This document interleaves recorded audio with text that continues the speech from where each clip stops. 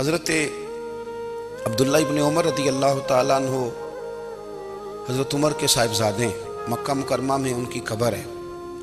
میں نے جب انہیں پڑھا تو مجھے ان سے بڑا پیار ہو گیا، لیکن آپ کو پتہ ہے وہاں جا کے کسی شخص کا مزار تلاش کرنا یا پوچھنا ایک مشکل کام ہوتا ہے۔ تو ایک دفعہ میں مکہ شریف میں حاضر تھا تو ایک گاڑی والا ڈرائیور مجھے کہنے لگا کہ مولانا میں آپ کو جانتا ہوں، مجھے آپ سے محبت ہے، ایک بات بتاؤں آپ کو؟ میں نے کہا بتاؤ۔ کہنے لگے حضرت عبداللہ ابن عمر کی قبر دیکھنی ہے۔ میں نے کہا یہ تو نہیں کہہ رہا، یہ کسی نے بندوبست کرایا ہے، یہ اللہ نے تیرے دل میں بات ڈالی ہے، یہ ہو گیا تو لے چل مجھے۔ حضرت عبداللہ ابن عمر کو نبی پاک نے فرمایا تھا راجل صالح، یہ نیک بندہ ہے، یہ متقی آدمی۔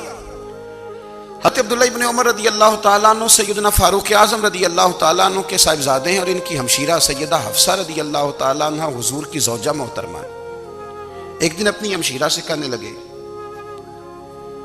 کہ نبی کریم صلی اللہ تعالیٰ علیہ وسلم گھر میں آئے نا، اور اگر حضور غم امت میں پریشان نہ ہوں، طبیعت کو حشاش بشاش دیکھو تو ذرا پوچھنا تو صحیح حضور کا میرے بارے میں کیا خیال ہے، پوچھنا تو صحیح کہ کریم کی بارگاہ میں میرا کیا مقام ہے، میرے بارے میں حضور کیا فرماتے ہیں۔ اب بہن کو کام بتائے، اور بتائے بھی بھائی، اور پھر بہن وہ کام نہ کرے، یہ تاریخ میں ہوتا نہیں۔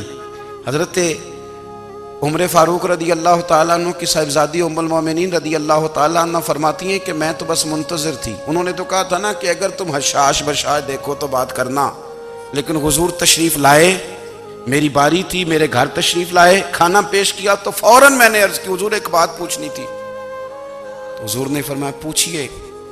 میں نے عرض کی حضور میرے بھائی عبداللہ ابن عمر کے بارے میں آپ کا کیا خیال ہے؟ نوجوانوں میری بات پہ غور کرنا، میرے بھائی کے بارے میں آپ کا کیا خیال ہے؟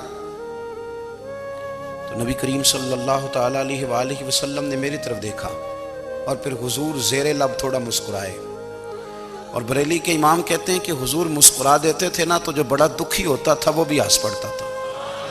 اب سوال پیدا ہوتا تھا کہ پھر تو اس مسکراہٹ کے لیے انتظار کرنا پڑتا ہوگا کئی مہینے کہ حضور مسکرائیں تو رونے والے ہنسیں، تو اعلیٰ حضرت فرماتے نہیں، انتظار نہیں کرنا پڑتا، یہ مسکراتے رہنا تو حضور کی عادت ہے۔ جس کی تسکین سے روتے ہوئے ہنس پڑے، اس تبسم کی عادت پہ لاکھوں سلام۔ یعنی یہ تو عادت ہے حضور کی مسکراتے رہنا، اس کے لیے انتظار نہیں کرنا پڑتا۔ بھائیو آپ خیال رکھیں گے، غور کریں گے، حضرت عبداللہ ابن عمر رضی اللہ تعالیٰ عنہ کے بارے میں پوچھا تو سیدہ فرماتی ہیں کہ نبی کریم صلی اللہ تعالیٰ علیہ وسلم نہ زیر لب مسکرائے اور فرمایا حفصہ تیرا بھائی ہے تو اچھا، لیکن میں نے سنا ہے کہ عشاء کی نماز پڑھتا ہے تو فجر تک سویا ہی رہتا ہے۔ او نوجوانوں، 10 بجے تک سونے کی بات نہیں ہوئی، 9 بجے تک سونے کی بات نہیں ہوئی، 11 بجے اٹھنے کی بات نہیں۔ حضور فرمانے لگے میں نے سنا ہے کہ عشاء کی نماز پڑھ کے سو جاتا ہے اور فجر تک سویا ہی رہتا ہے، اسے چاہیے کہ تہجد کے وقت اٹھا کرے، اللہ کی بارگاہ میں حاضر ہوا کرے، آہوزاری کرے، سجدے کرے، عبادت کرے، اٹھتا ہے اور فجر میں جا کے اٹھتا ہے۔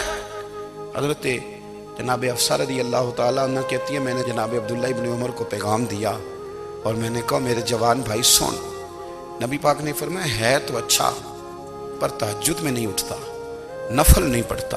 او میری ملت کے جوانوں، مزہ نہیں آ جاتا جب ساری دنیا سوئی ہو، ساری دنیا، اور بستر بھی گرم ہو اور نیند بھی پورا غلبہ کر رہی ہو، اور اچانک گھنٹی بجے دماغ میں، آنکھ کھلے، گھڑی پہ نظر پڑے، 3:30 4 بجے کا پیغام گھڑی بتائے، اور کوئی چڑھتی جوانی والا اٹھ کے وضو کرے، اور جب وہ مصلی کھول کے بچھائے تو مدینے والے محبوب کہتے ہیں کہ ہر نماز پہ رب ثواب دیتا ہے، اور جو اٹھ کے تہجد کی نماز پڑھے اسے دیکھ کے تو رب مسکراتا ہے، جو اس کی شان کے لائق ہے، جو اس کی شان کے لائق، وہ مسکراتا ہے، خوش ہوتا ہے کہ میرا بندہ تہجد میں اٹھ گیا۔